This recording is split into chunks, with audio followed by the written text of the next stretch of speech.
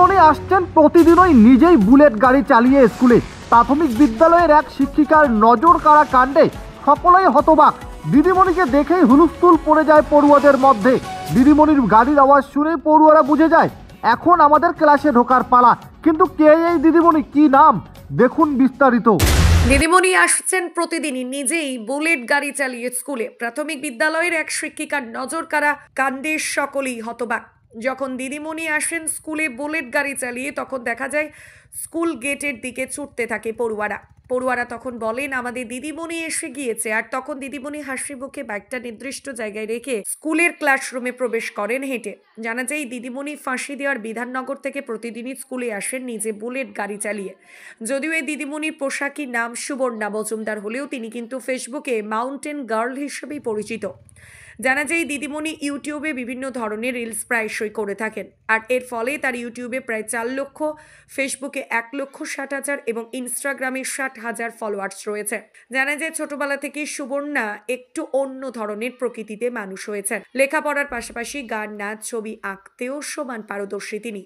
BSc পরীক্ষায় পাশ করে 2017 সালে ডিএলএড পাশ করেন তিনি। এরপর 2021 সালে প্রাথমিক শিক্ষক নিয়োগ পরীক্ষা দেন এবং সেখানেও পাশ করেন। 2024 সালে ফেব্রুয়ারি মাসে উত্তর দিনাজপুর জেলার নলবাড়ি প্রাথমিক বিদ্যালয়ের শিক্ষিকা হিসেবে যোগ দেন। তার বক্তব্য, ছোটবেলা থেকেই তার বাইক চালানো খুব শখ, তাই তার স্বপ্ন ছিল একদিন এই বাইক তিনি নিজে কিনে চালাবেন। আজ স্কুলে চাকরি পেয়ে নতুন বাইক কিনে সেই বাইক নিয়ে এখন বিভিন্ন জায়গায় ছোটাছুটি করেন, পাশাপাশি স্কুলেও আসেন। আরও জানলে অবাক হয়ে যাবেন যে এই দিদিমণি তার এই শখের বাইকের নাম দিয়েছেন শ্যাডো। শুধু তাই নয়, এই দিদিমণি স্কুলে যেমন আসেন বাইক চালিয়ে, বিভিন্ন জায়গায় যেমন যান তেমন ভাবি পাহাড়েও গিয়েছেন বহুবার এই বাইক চালিয়ে। পাশাপাশি ডিসেম্বরে ঘুরে এসেছেন দিদি নাম্বার 1 থেকেও। এদিকে দিদিমণির এই কাণ্ড কারখানাতে প্রশংসায় পঞ্চমুখ নলবাড়ি প্রাথমিক বিদ্যালয়ের প্রধান শিক্ষক মৃদঙ্গ কুমার দাসের। তিনি বলেন, সুবর্ণা ছাত্রছাত্রীদের কাছে খুবই প্রিয় মানুষ। ও যেভাবে পড়ুয়াদের সঙ্গে বন্ধুর মতো মিশে যেতে পারে, চোখে না দেখলে বিশ্বাস করা যাবে না। লেখাপড়ার পাশাপাশি নাচ, গান, আবৃত্তি, আঁকা সবকিছুতেই পড়ুয়াদের উৎসাহ দেন প্রতিনিয়ত। এমনকি সুন্দর করে সাজিয়েছেন নিজে হাতে নিজের স্কুলটাকেও। আমার তো ভালো লাগে দেখেই আমি বাইক নিয়ে আসি। আর সমাজে তো পুরুষতান্ত্রিক সমাজে অনেক বাধা বিপত্তি এসছে, কিন্তু আমি আমার ইসেতেই যে কি বলবো আর, যে আমার নিজের ইচ্ছাতে আমি যে না, লোকে যে যাই বলুক, আমি আমার মতো করেই চলবো। তো আমার ইচ্ছাটাকে পূরণ করার জন্য আমি কারো কথা পাত্তা না দিয়ে আমি আসছি। আমার খুব ভালো লাগে দেখেই, বাইক চালাতে খুব ভালো লাগে, আগাগোড়ার থেকেই ইচ্ছা ছিল। তো আগাগোড়ার থেকে আমি বাইক ছোটোর থেকেই চালাতে শিখতাম। তো লকডাউনে সেটা আমার পুরোপুরি ভালো করে, যখন রাস্তা সব ফাঁকা থাকতো তখন ভালো করে ঝালাই করা বাইক চালানোটাকে আরও। তো সেই সময় তো বাইক চালানো শেখা। তারপরে আস্তে চাকরি পাওয়ার পরে আমি সাথে সাথে 2-3 মাসের মধ্যে বাইক কিনে নিলাম। তারপরে শুরু হলো আমার নতুন বাইক নিয়ে জার্নি।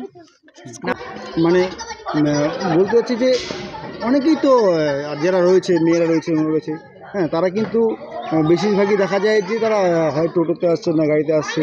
তাদের অনেকে ভয় পাচ্ছে যে বাইক, একটা আমি মেয়ে মানুষ, একটা বাইক, এত বড় বাইক সামনে চালিয়ে আসা হাইওয়ে করে, অনেকে ভয় পায়।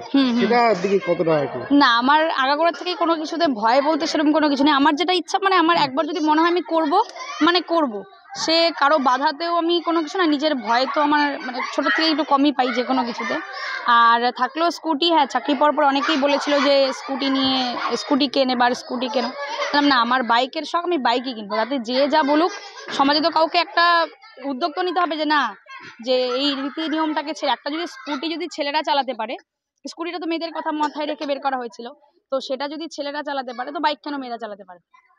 তো নিজের কনফিডেন্স আর নিজের থাকলেই সবকিছুই সম্ভব। পাশাপাশি শুনেছি আপনি ঠিক এই বাইক নিয়েও আপনি পাহাড়ে ট্যুর করতে যান মাঝে মধ্যে। হ্যাঁ, হ্যাঁ, হ্যাঁ, আমি মাঝে মাঝেই যাই। অনুভব করেন, অনেকেই ভয় পায়, ছেলেরাও ভয় পায় যে বাইকে আমরা হিলে উঠবো, তো আপনি মেয়ে হয়ে ওঠেন। হ্যাঁ, ওই যে ভয় তো আমার কোনো কিছুতে নেই। এবার বাইক চালানো শিখছি, তো বাড়ির থেকে প্রথমে বলতো যে না না, তারপরে আমার ভাই বলতো যে ভাইয়ের সাথে চলে যেতাম পাহাড়ে। তো এখন তো মাঝে মাঝেই যাই। আর এখন আমার ফিয়ান্সে আছে, তো ওর সাথে তো আমি প্রায় ধরো ছুটিতেই আমি চলে যাই। তো ও এসছেও আজকে স্কুলে। তো আপনি শোনা যায় যে আপনি মাঝে মধ্যে ব্লগিংও করেন। হ্যাঁ, অবশ্যই আমি ব্লগিং করছি 3.5 বছর থেকে। ইউটিউব, আমার যে YouTube channel mountain girl Subarna নামে আছে। তো ইউটিউব, ইনস্টাগ্রাম, ফেসবুক, আমি 3টা প্ল্যাটফর্মেই কাজ করি। তো সেটা 3.5 বছর হয়ে গেল। তো লকডাউনের আগের থেকে আমার এই ব্লগিং লাইফে আসা। তো ব্লগিং করতাম, পাহাড়ে যেতে ভালোবাসি, ঘুরতে ভালোবাসি। তো কোনোদিন যে কোনো কিছু বড় হব বা কিছু অত কিছু ভাবিনি। আমি যে ভেবেছিলাম যে আমি যে ঘুরতে এত ভালোবাসি সেটাকে ক্যাপচার করতে হবে আমাকে। তো ক্যাপচার করে রাখবো স্মৃতি। আর মেন আমার এই ব্লগিং মানে সুবর্ণাকে মাউন্টেন গার্ল সুবর্ণা বানানোর পেছনে একজনেরই হাত আছে, সেটা হচ্ছে আমার দাদা সঞ্জিত সরকার। ওরও একটা ইউটিউব চ্যানেল ছিল কাউন্টিং মেমোরিজ নামে। তো আজকে ওর হাত ধরেই আমার এই ইউটিউব জগতে আসা। যখন পড়াশোনা শেষ করে হয়ে যায় আমার, তখন আমার কোনো কিছু মানে বাড়িতে ভালো লাগতো না। লকডাউনের সময় তখন বাড়িতে বসে থাকা, তো সেই সময় আমি কোথাও না কোথাও ডিপ্রেসড হয়ে যাই, ভালো লাগতো না কিছু। তখন দাদা বললো যে তুই ইউটিউব শুরু কর। ও যেহেতু আগে করতো জিনিসটা, তো আমার হাতে খড়ি থেকে শুরু করে সবটাই ও করেছে। ও সবকিছু আমাকে শিখিয়েছে। এখনো পর্যন্ত কোনো কিছু হলে সবকিছু করে। বাকি তো আছে বাড়ির সাপোর্ট, তারপর আমার ফিয়ান্সের সাপোর্ট, সব তো আছে। ওদের সাথেই ঘুরতে যাই মোস্ট প্রবাবলি।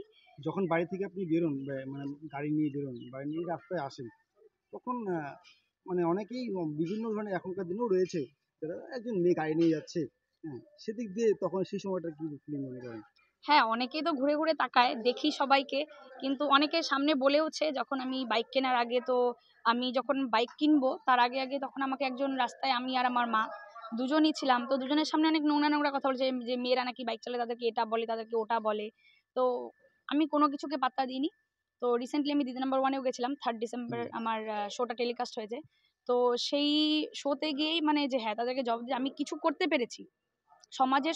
আমি একটাই সবাইকে বার্তা দিতে চাই যে ফ্যামিলির সাপোর্টটা মেন।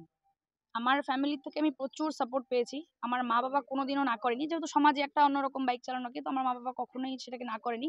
আজকে আমার ফ্যামিলির সাপোর্ট পেয়েছি দেখেই আজকে আমি এই জায়গায়। কারণ আমি মনে করি একটা মেয়ে যখন সমাজের থেকে অন্য কোনো কিছু একটা করতে চায়, তাদের ফ্যামিলিকে অন্তত উচিত যে সাপোর্টটা করা। সে যেই কাজই হোক না কেন, একটা ছোট চায়ের দোকান থেকে শুরু করে একটা রাস্তায় ঠেলা গাড়ির দোকান হোক, যেটাই হোক না কেন। কারণ এখন মেয়েরা ট্রাকও চালাচ্ছে, ট্রেন চালাচ্ছে, প্লেন চালাচ্ছে, তো বাইক কেন চালাতে পারবে না? এই হচ্ছে পাশাপাশি ব্লগিং করছেন, পাশাপাশি হুম স্কুলের বাচ্চাদের পড়াচ্ছেন, হুম সময় কতটা বের করছেন এই ব্লগিং এর? এই জন্যই তো অনেকটা হয়ে উঠছে না। আগে যেমন আমি আরো বেশি ট্যুর করতাম, বেশি করতাম। এখন স্কুলের চাপ, তো 3টে 3:30টায় বাড়ি থেকে মানে স্কুল থেকে যাওয়ার পর বিকেল হয়ে যায়। তারপরে যতটা পারি এডিট করে ভিডিও পোস্ট করি। আমার বাড়ি বিধাননগর। কোন স্কুলে চাকরি করেন আপনি? আমি নলবাড়ি স্কুলে চাকরি করি, চোপড়া ব্লক। চোপড়া ব্লকের নলবাড়ি স্কুলে। আমার বাড়ি বিধাননগর একদম বাজারে সুকান্ত পল্লীতে। তো বিধাননগরকে অনেকেই চেনে না, সবাই শিলিগুড়ি। আমি দিদি নাম্বার ওয়ানেও শিলিগুড়ি। তো আমি বিধাননগরটাকে রিপ্রেজেন্ট করতে চাই যে হ্যাঁ, বিধাননগর বলে একটা জায়গা আছে, সেটা কলকাতা বিধাননগর না, আমাদের শিলিগুড়ি বিধাননগর, যেটা আনারসের জন্য বিখ্যাত। আপনার নাম ম্যাম? সুবর্ণা মজুমদার।